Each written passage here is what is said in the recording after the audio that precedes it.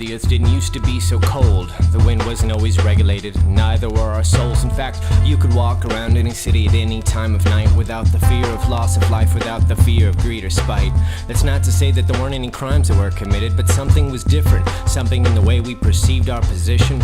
The weak and the poor were never considered a burden. No were sick, left to fate, young and old, it didn't matter. Every single life was sacred, and so was beauty. Back then, the world was filled with it, sounds and visions of sublime immensity and revelation. On the front porch, sometimes me and your mother would lie down and listen to wind drifting through leaves and oak trees and envision heaven as we saw its seeds poured out before us, hints at eternity permeating from temporal dust. And we never thought in our musings that the future would ever be like this, but I'm still glad that we had you so you could know God and live.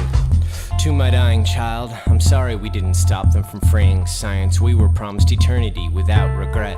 I did it for you, and believe me that I didn't know the payment would have to come so soon, or the shape it would take, or how the stars would flicker and fail to seep into windows that lit her body in the still lingering wake. A fate that forever fills my mouth with iniquity's taste. To my dying child, the agony now displayed on your brow reminds me how he looked in your mother's arms, for the first time beautiful and motionless for a second, then bursting into tears that issued away all of her fears. Before the orders, before the time came, you were an angel investled in a thorough world of no pain or remembrance, a lie that we kept closer than skin to protect ourselves from knowledge and the hope from within.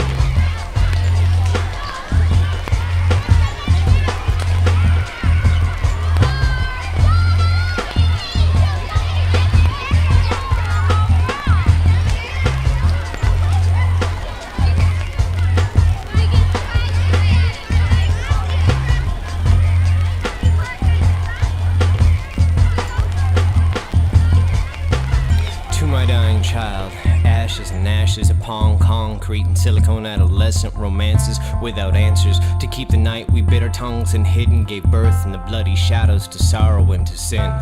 This descent was forced through fear, doubt, and self-preservation to keep us from lying awake at night worrying about the collapse of faith, the thing that still stares at me silently in the face. To my dying child, I can't help but think how this could have been stopped if we would have only acted on what we believed, but we didn't. And now teardrops and bloodstains meet on soiled streets, collecting in gutters and flowing into puddles under my feet. The blame lies squarely on my shoulders and on those who claim to bear the cross daily but don't. And now you slip away in exhaustion, and all I can say is I'm sorry and I love you and I'll miss you until my day.